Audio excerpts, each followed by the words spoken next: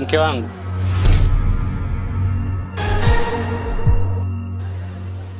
kwa nini unayafanya yote haya?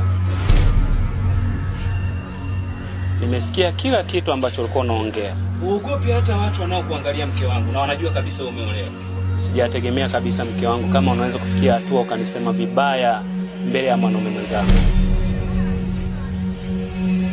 Mke wangu, nakumbuka siku hadi siku ulikuwa ukiniambia kwamba unatamani nikufungulie biashara, kwamba ukipata kidogo na mimi nikipata kidogo, tukikusanya kwa pamoja tunapata kitu kikubwa.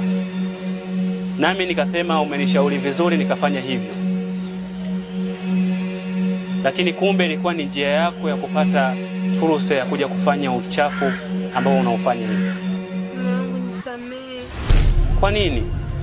Nimekukosea nini mimi? Nimekosea kukupenda?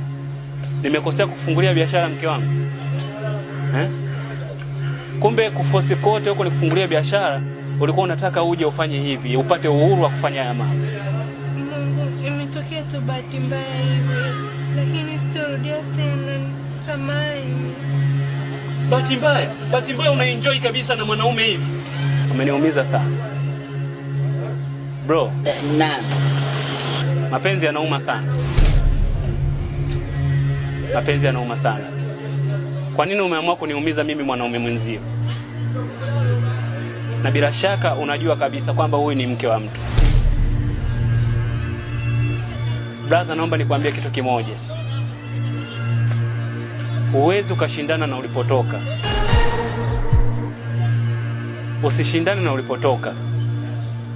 Hawa wanawake wapo tu. Unaweza ukapewa wanawake 1000 ukaambiwa ufanye nao tendo la ndoa kwa wakati mmoja na ukashinda.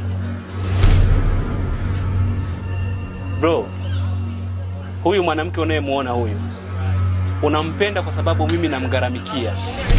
Unampenda kwa sababu mimi namnunulia rosheni nzuri. Unampenda kwa sababu mimi nampeleka saruni anapendeza kama hivyo. Brother, naomba unisamehe sana kwa kuwaingilia katika mazungumzo yenu. Asante sana.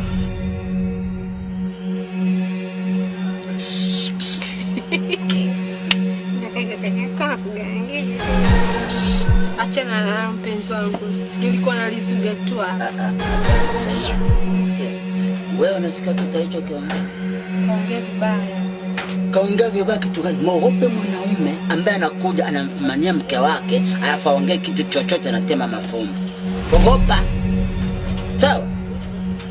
Anaweza